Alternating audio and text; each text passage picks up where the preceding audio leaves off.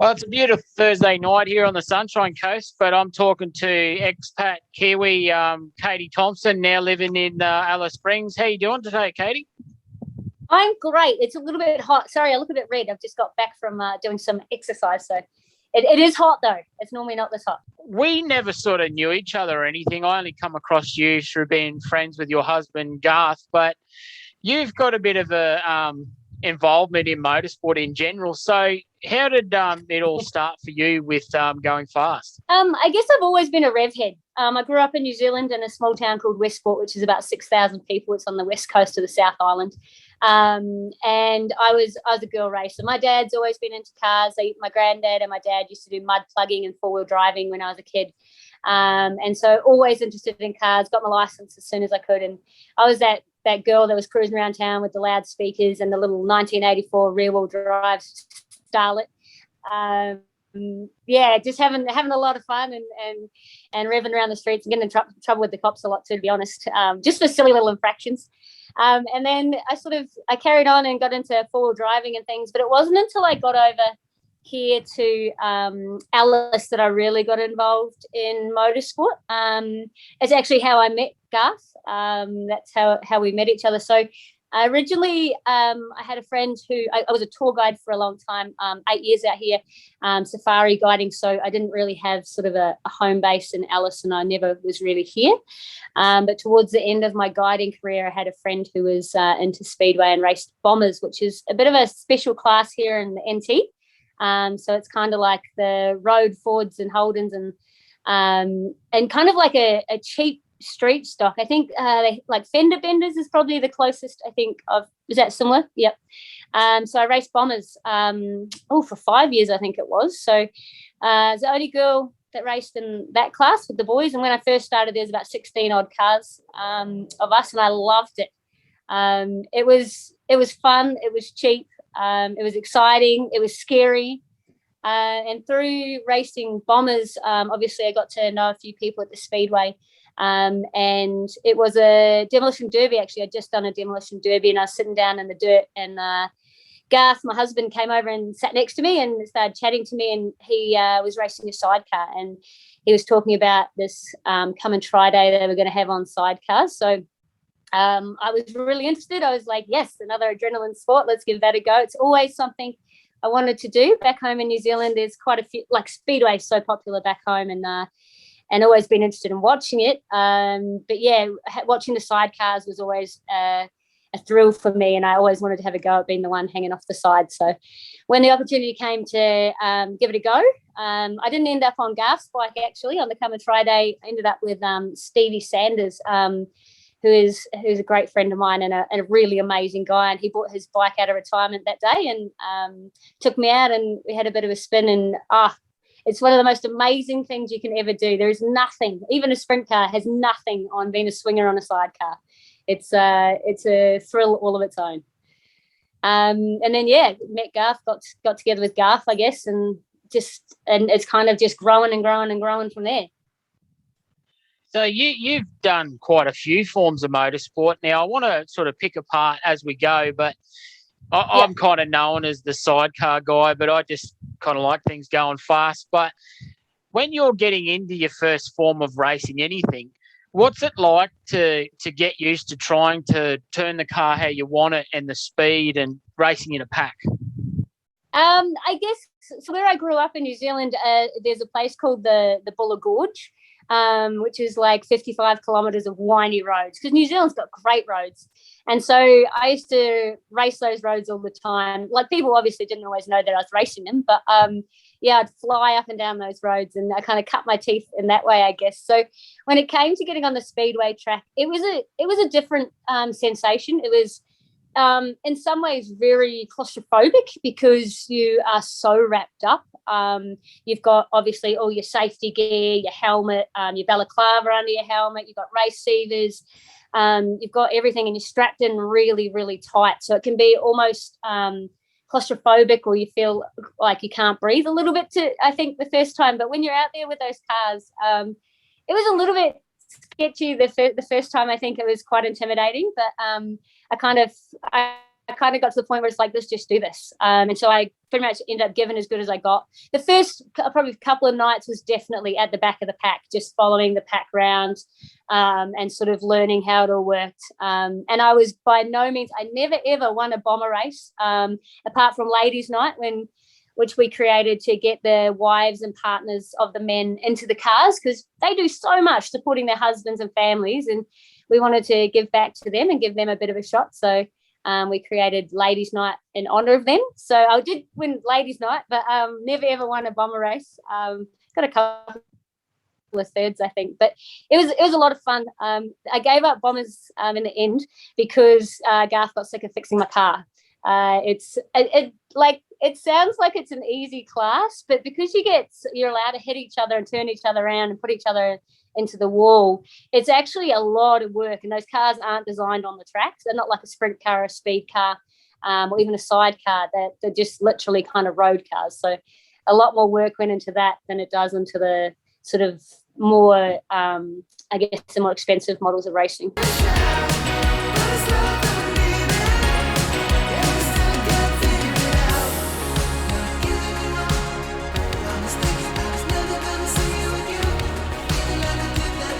You cut your teeth in that sort of style, and I've been on a sidecar, and I'm probably triple the size of you, and I found it challenging, but I got there in the end. But did you ever get the bug to want to do racing and multiple stints, or were you just happy enough going on once? No, we did end up racing. So with sidecars, we ended up trying out the sidecar. I think it was in January that year when we had the Grand Slam hosted here. And so January was when we took when Stevie brought the sidecar out. I think we raced 2 nights on our local speedway track, just casual racing against Garth and a couple of others. And then the third night I raced was the Grand Slam. I guess, thrown in the deep end. It was trial by fire. It was exciting. I copped a lot of roost.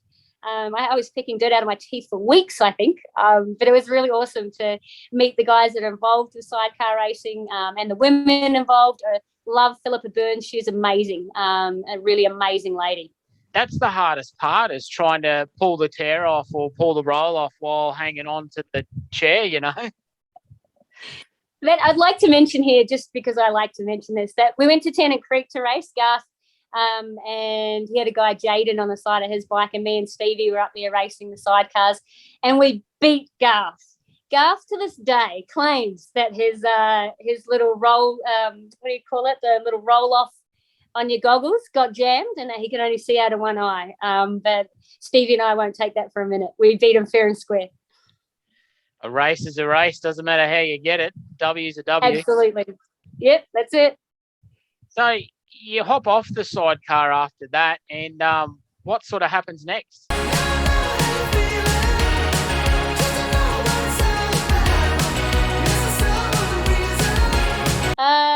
Next was probably rally. That came about. There was a little Mitsubishi Lancer, 1999 or 2000 model it is, sitting on my front lawn at the moment. That came up for sale, $500 on buy, sell, swap from a friend of ours who used to race bombers with me. Garth went around and picked it up and said that here's your new rally car. And it has been one of my pride and joys. It's actually currently up for sale. But it's an amazing car. It's a little front wheel drive.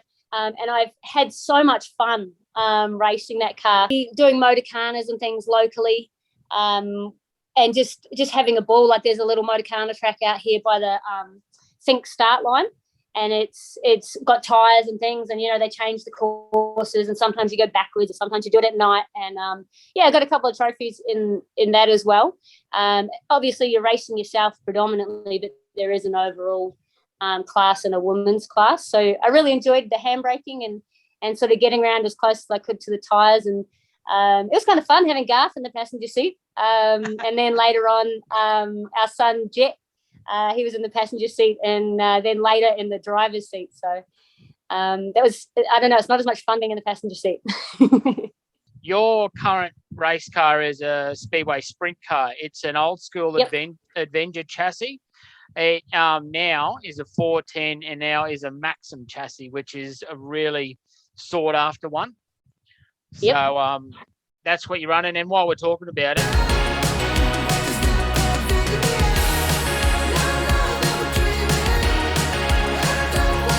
how do you get into a sprint car, and let alone how do you drive it without ending upside down every corner?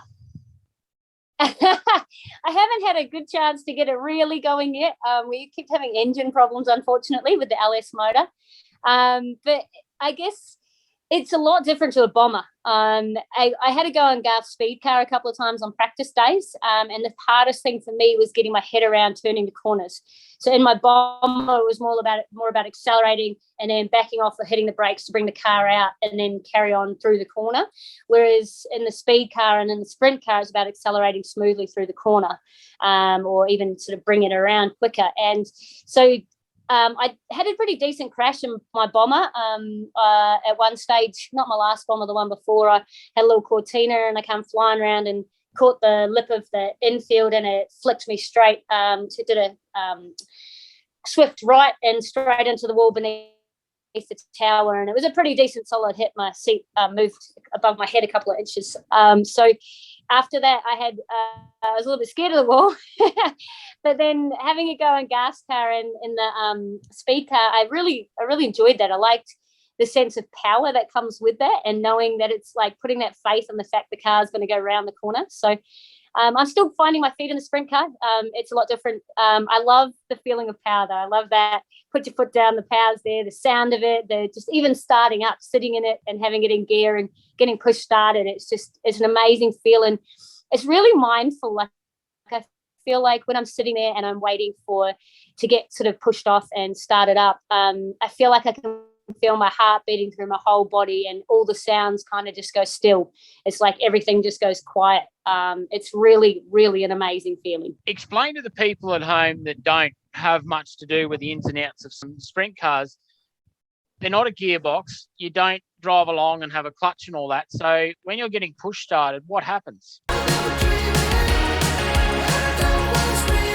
Pretty much what I do is I get pushed out with a motorbike usually, and then come out on the track and sort of park there, I guess, and we sort of stage or grid up slightly on the track, find our positions, and then a push car or a motorbike, usually a push car will come up behind us, and then they sort of give a toot or a wave, and you put your hand out the side to let them know you're ready, and then it starts pushing, and you get momentum, and you feel as it's in gear, you feel the wheels start to kind of go and kind of bloop, bloop, bloop, and then it kind of, you feel it just start to go, and you hit the button, and then it just kicks in, and you go. You just put your foot on the accelerator and try not to screw it up.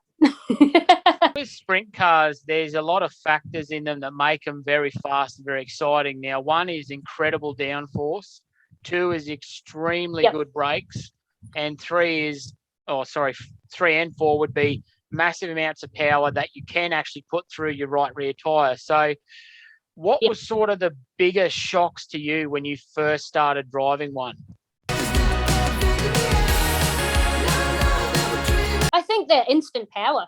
Having that power there, it's almost frightening how much power's there when you put your foot down, because I'm used to, being in a Ford Falcon and putting my foot down and just nothing happening.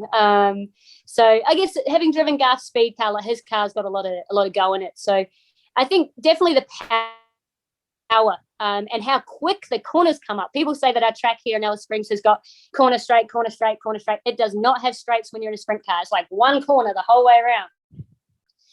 It doesn't feel like there's any straights to me.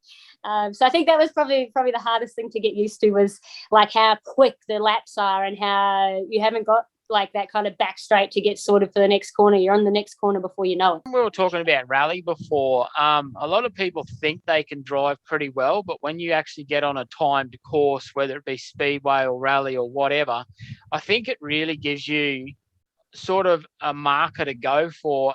And then absolutely, how do you hone those skills of trying to handbrake a car in and then get through the exit and all that? A lot of practice is definitely, like, practice makes perfect. I think one of the things that annoys me most as a female racer and as a racer in general, is, especially when I was in bombers, is how many people just think they have the right to tell you how to drive. And if I was out there, I'd do this or I'd be that, or and it frustrates me. It's like, all right, here's the keys, then jump in, have a go, because there's so much more going on than people are aware of, and there's so much more involved in it than people are aware of. It's not like getting out in your car and racing on the street.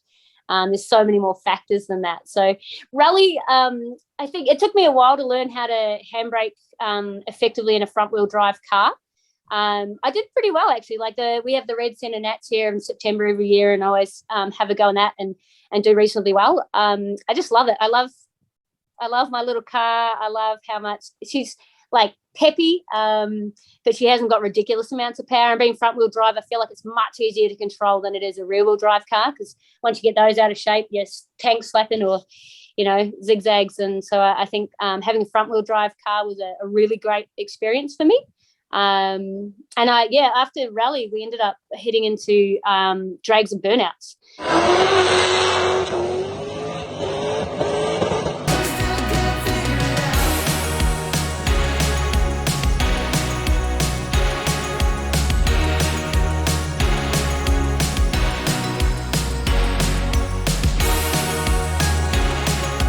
Went out in our then Holden Commodore SSU and had to go at drag racing. So that was a lot of fun. A lot harder than I thought it would be, in that more about as you're coming up and you've got to do your sort of steps, like sort of come to the line, and then you get one light, and then you come to the next line, and you sort of form up.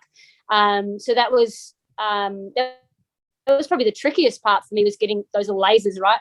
But a lot of fun and really good people and a really great atmosphere.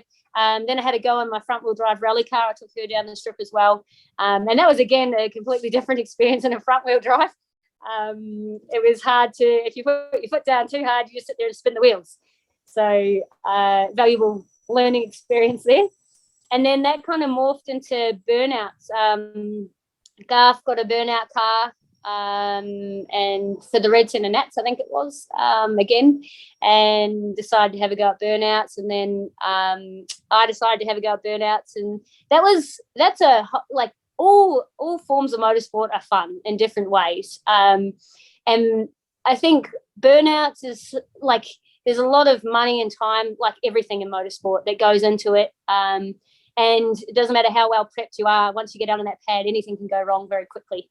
So yeah, like Garth caught on fire once. That was pretty exciting, but it was challenging to know where you were on the pad when you were throwing it around and tipping it in and things like that. And so it was good for spatial awareness, and again, good for others. Like, I feel like all forms of motorsport kind of complement each other with the skills you learn. So I had a couple of goes at that, and I did really enjoy it, but I think I like racing better than doing figure eights on a pad.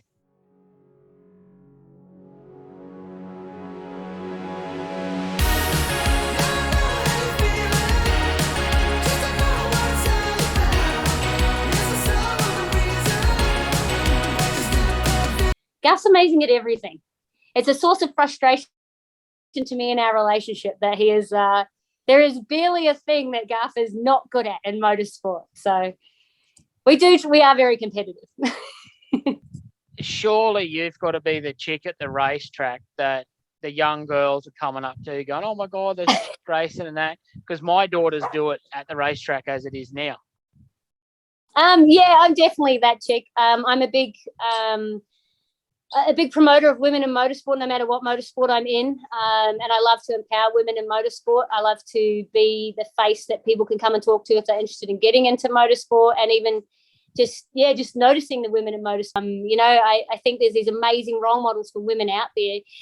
There was this young woman who was amazing, but the commentators never mentioned that she was a female. You could tell by her name, but it frustrated me, because I feel like any opportunity that is there to promote women in motorsport, we should do it.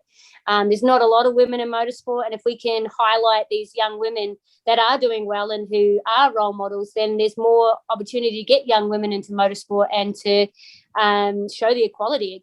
Anyone can do motorsport. It doesn't have to be a male, and it is a male-dominated sport, absolutely. So I think the more women we can get interested in and having fun out there, the better.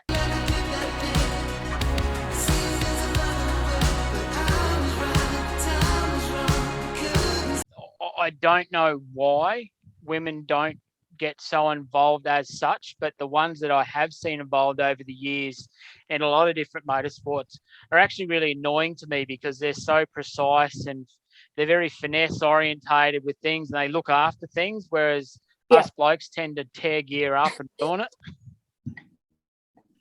Yeah, I understand that. Like Garth, our shed here, like Garth has his way of doing things. If it was my shed, I would have everything immaculate. Everything would be in its place, looked after. So it's trying at times, but there is an amazing amount of women in motorsport involved in as mothers, as volunteers. So many women give up their time to, like I know at our club especially, you know, the sign-in team, the cafeterias, well, that's not the canteen, you know, the announcer, the lap scorers. So many of our volunteers are women. So I think women aren't always in the cars. But they're usually somewhere around either as pit crew or they're volunteering and giving up their time. And I would like to see more women in cars. I'd like to see men taking that kind of position and enabling, you know, or helping us women to race. Harry himself. It was going really good until the peanut gallery turned up.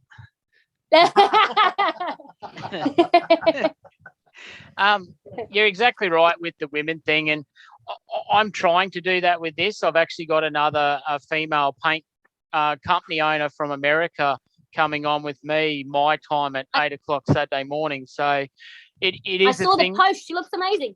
Yeah, she's cool as. She's a big deal in America. But my whole thing this year is any female involved in any way, shape or form, I'm trying to get one a week on top of the one a week guy thing I've got going.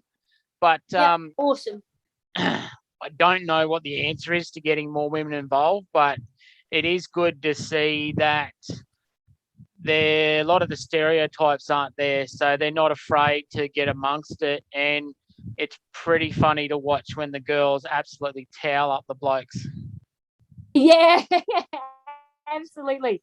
I'm all for that, and I love watching like the likes of Lisa Walker go out there and, you know, just have a red hot go and be out there with those men. I think it's just amazing. It's so inspiring to watch. And yeah, I think a lot of the time it's a bit harder for females in this, maybe in the aspect that as we get older, we're having kids, and obviously, you know, pregnant, you can't race, and there's those kind of things that come into play. But definitely, there's a lot more younger women getting into speedway and into racing motorsports, and I think that's the future. I think we just need to keep them into it, you know, and just empower them and give them those opportunities and keep them believing that they're just as good as any of the guys out there.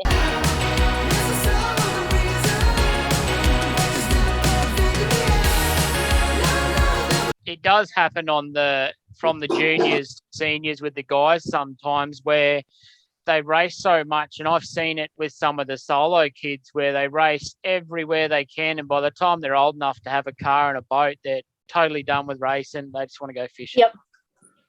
Yeah, well, our son Jet, he's just about to move out of sedans, junior sedans, and into a wingless. So, yeah, speedway is often the topic of conversation at our house. And actually, a funny story, Garth, when he was buying a new motor for his race car last year, waited till I was really sick and we were at the ER and like the emergency room, and I'm waiting to go into the hospital to get seen, decides to drop the bomb on me there how much his new race motor is. So that was real smart because I couldn't lose my towel at that. So even as a race wife, there's still times where I'm like a bit of a nagging housewife, I guess. But when you have your own race car and it's got just as much tied up in it as his race car is, you can't really sook about it. Yeah, you're right. And you know, this is your interview, not his, but it's hard not to say, you know, if it wasn't for him, we wouldn't be talking. And it was really cool to see him go do some meetings in the midget the other week there and come home in one piece. Yeah, that giant dust collector that sits in the shed, it was nice to see it get out and go for a bit of an adventure. And it got him fired up. He's keen now for chariots later this year in August with the speed cars, so that'll be exciting. I won't be racing up there, but I'll be definitely heading up to watch and cheer on some people at that meeting. The Northern Territory's got some really cool events, and you know, Red Centre Nats and the Chariots of Thunder is another good one. But why such a rich I guess you'd say interest in motorsport up there? I don't know. I guess Alice is an amazing place to live.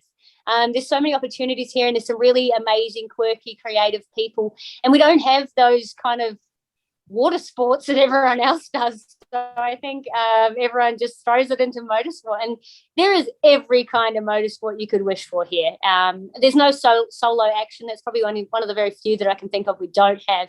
But I think most of the community is the same. That's what I've noticed going from different forms of motorsport, that it's a lot of the same people involved in each of the clubs. They all cross over. And so it's a pretty amazing motorsport family here, and everyone's all about helping each other and stepping in where they can to make things happen. And yeah, I think that's part of it, is that sense of family and that sense of belonging, and the reason you go to Speedway. I think in some places and some of the bigger tracks, and there's so much money on the racing, perhaps you lose a little bit of that, and there's maybe not quite that same like grassroots feel perhaps. But no, the territory has got a lot of motorsport happening, and it's only going to get better, we hope, and bigger. I noticed with you've got a few tattoos there and that. I've got a few myself, but has that also been a thing that they've tried to help market you in promoting motorsport? It's actually, I've got one on my leg, a picture. I'm going to have to show you now. I have to stand on my little stool here. I don't know if you'll be able to see it. I might have to bring you closer. Yeah, probably break my leg. I don't know if you can see it, but there's cool. one of me and Garth when we got married. It's kind of like a rockabilly one, but down the bottom is my 1956 Buick Super. Yeah, right. So that's my baby. Her name's Miss Katie, and I work in schools, so I take her to school sometimes, and the kids they love her, and they're like, "That's gangster." But yeah, I I do have lots of tattoos, and I think when you're an extrovert, or when you're someone that pushes the comfort zone, you tend to have tattoos. It kind of goes. I don't think I've seen many swingers or, sidecar riders or sort of those kind of A-type personalities that don't have tattoos or piercings. I got piercings here. I'm not sure if you can see them. Yeah. 4 here. And kids, when I go to schools, the kids love them when they first meet me for the first time, especially preschoolers. They're like, "You've got prickles," and they try and touch them. So, it's always a bit of a laugh. Now, we talked about schools and kids and all that. I already know the deal, but please tell everyone what you're doing, why you're doing it, and what it is. Yep, cool. So we just kicked off my own business called Be Me, or Blue Earth Movement Education. For the last 4 years, I've been working for the Blue Earth Foundation, which is a non-for-profit charity. We work in schools in the community, getting kids moving, running games, not like sports, not, netball, tennis, soccer, but games, think more like bull rush, and using things like mindfulness and yoga, and working from a level of the lowest sort of skill level, rather than just catering to the athletes and the jocks in the class, those kids that are always really good at sports and do amazing. It's more about working from the level of the lowest, and bringing everyone together to have fun, and to bring their skills set up and just create a really safe, inclusive environment. So I'm very lucky. I work with a lot of First Nations kids as well here in Alice, which I adore. They're so cheeky and affectionate, and they make me smile. So this year, Blue Earth Foundation created a new strategy, and we've gone into like an affiliate model, which is kind of like a franchise model. And so I've kicked off my own business.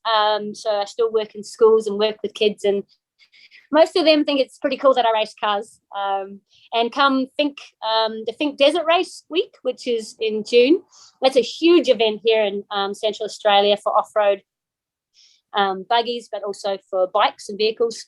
And so that week I am hectic. I organise all of these buggies and bikes to go and visit all my schools and talk to them, and give the kids a chance to look around the buggies and bikes and hear about the nutrition and the training program that some of them have done. So yeah, that's really exciting, and it's nice to be able to reiterate those important physical health messages, at the same time as giving the kids a buzz and helping introduce them to some of the people that are planned for the rest of the year in regards to racing, because you've not only got yourself involved, it's your son Jet, you got GT as well. What's the plan for the rest of the year? And the rest of them. So Garth's brother Warren's just bought a sprint car as well, and Garth's dad Mike has a speed car, and So yeah, we're a bit of a racing family, to be fair. It's pretty much because we've just dropped the new motor into the chassis. Garth's taking it out for the first meeting of this year, which is the second half of our season, to sort of make sure that it's running right, but also just to see what it's doing. It's hard for me to give him feedback that he understands, as I'm pretty new to it as well. So we need to work on that communication a little bit. But he's going to take it out and run it in and sort of make sure it's doing everything it needs to do, and then I'll jump back into the car and have a red hot go and see what I can do. Promote everything you've done, but where can people find what you do and how can we support it? I guess my business page is Blue Earth Movement Education, or Be Me. And on Facebook, I am Katie Thompson. You can find me and add me. I'm always happy to talk about motorsport. And Arunga Park Speedway is our local speedway track here. So we're hoping to get more live feeds and things set up this year. But yes, feel free to follow us on there. And if I can offer any message to people out there, is that support women in motorsport. Like, go out of your way, share their pages, like their pages, help raise awareness for our young women that are coming through, and for them to understand that they have just as much right to get into a race car, and they're going to be just as good as any male that's in that race seat. So I really feel like it's our job to promote that. Well, you've given us a lot of things to act on, which is a good thing. It's always good for giving people a chance to be involved in something, even if it's just a chance to like a page or comment on something. It's always good to engage people, and I've learned a heap tonight about you, Katie, and I can't thank you enough for coming on and having a chat. Thanks for having me. And if you want to come over for the Red Centre next weekend, we've got a spare room. You're always welcome to come on over. And that's a Father's Day weekend, so September.